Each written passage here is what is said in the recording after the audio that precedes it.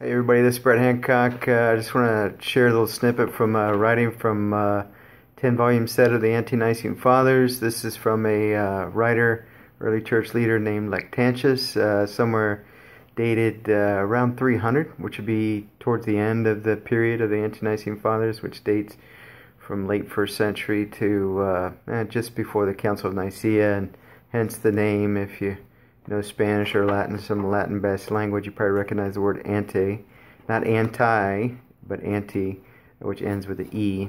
Anti ends with an I, which means like against or instead of or something like that.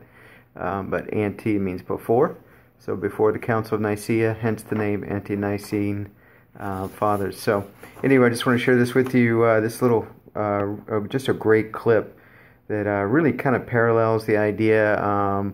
Great insight to really compare and reflect on what Jesus taught in the early part of Mark chapter 4. I forget what verse to what verse, but it's very early in that chapter. Same story, a little bit differently in Luke chapter 8, but it's called the parable of the soils.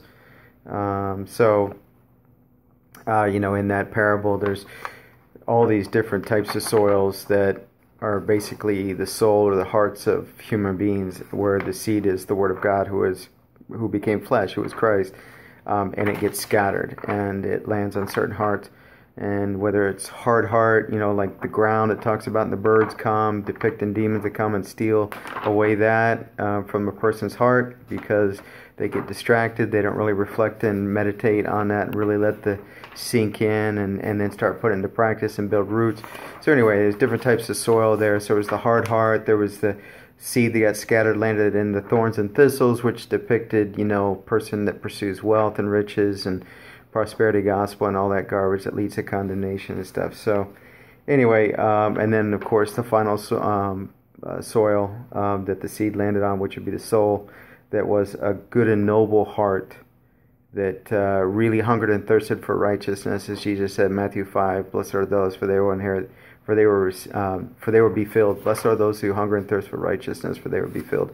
That's the kind of heart that is depicted there. I encourage you to read that, Mark chapter 4, parable of the soils, and then just compare that against this. So here's what Lactantius says: Satan, who, having invented false religions, turns men away from the heavenly path and leads them into the road of ruin. That path seems to be level and spacious and delightful, with all kinds of flowers and fruits. For Satan places on this path all the things that are esteemed on earth as if they're good things. For example, wealth, honor, leisure, fun, relaxation, pleasure, and all sorts of enticements. But what is hidden along with these are also injustice or unrighteousness, cruelty, pride, lust, fight, strife, ignorance, all sorts of sources of sourced in selfishness, folly, foolishness, and all other vices. But the end of this road is as follows: when they have reached the point of no return, it is suddenly removed with all of its beauty. It is so sudden that no one is able to see this fraud before he falls headlong into a deep abyss. In contrast, the heavenly path seems to be difficult and hilly, covered with painful thorns and strewn with jagged rocks.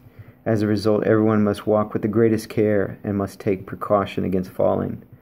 On this road, God has placed justice, self-restraint, said in another way would be temperance in the King James Bible, self-control in some other Bibles, modern Bibles, patience, trust or faith, faithfulness, chastity, knowledge, truth, wisdom, and other virtues.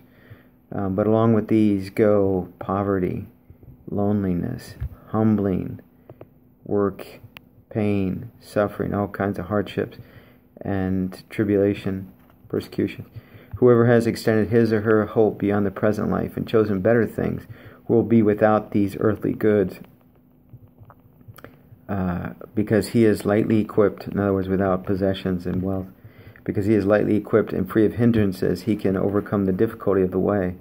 Because, compare that to parable of the soils, where Jesus talked about the seed landing in thorns and thistles, which he said was riches and pursuit of wealth and the things of this life.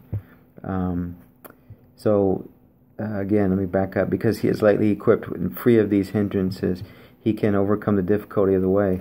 For it is impossible for a man who has surrounded himself with royal pomp or loaded himself with lots of possessions and wealth either to enter this path or persevere in the face of these difficulties. So that's what I wanted to share with you. Again, I encourage you to pop open Mark chapter 4. It's really close to the top, to where you start getting into the parable of the soils that Jesus talked about, and just go back over this video and just compare. And may the Lord bless you. Okay, God bless.